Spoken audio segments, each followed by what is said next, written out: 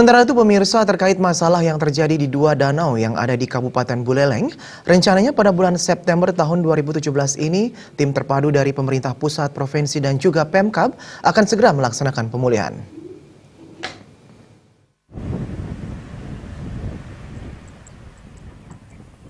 Kepala Pusat Pengendalian Pengembangan Ekoregion, Rijalus Zaman mengatakan, ide percepatan pemulihan ini karena persoalan yang terjadi terutama di Danau Buyan hingga mengancam munculnya bencana ekologi di kawasan ini. Persoalan itu seperti pendangkalan karena sedimentasi, tutupan permukaan air oleh gulma, enceng gondok, dan tanaman liar. Khusus untuk masalah pendangkalan, sejauh ini sudah dilakukan pengerukan sedimentasi. Selain itu, pembuatan tanggul untuk mencegah masuknya sedimentasi juga sudah dilakukan. Selain itu, pencemaran kondisi air akibat perilaku pertanian dan dampak pengembangan pemukiman sekarang juga memicu turunnya kualitas air. Beberapa poin percepatan pemulihan kedua danau di Buleleng sudah disepakati. Salah satu poin kesepakatan itu adalah semua pihak mulai dari pusat, provinsi, dan daerah mulai September 2017 ini sudah melakukan upaya pemulihan. Hal tersebut diungkapkannya dalam fokus grup diskusi kemarin.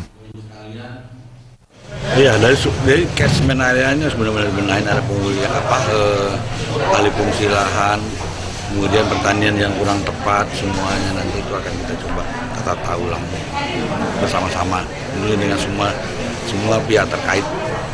Ada pengerukan berarti di situ.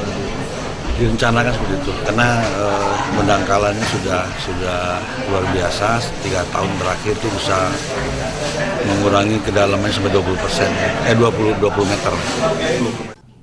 Sementara itu, Kepala BWS Bali Penidak Ketut Jaya mengatakan, pengerukan sedimentasi dan pembersihan gulma serta rumput liar belum berjalan optimal. Alat berat yang dioperasikan belum memadai mengatasi kedua persoalan tersebut. Cukup pelik karena memang berbatasan dengan kepemilikan lahan kan gitu. Nah karena itu, tapi kalau umpama kita kuat rasanya bisa lah diselesaikan. Dari kita kan ini sudah kerja kita, karena begini, toh masyarakat juga memiliki lahan itu.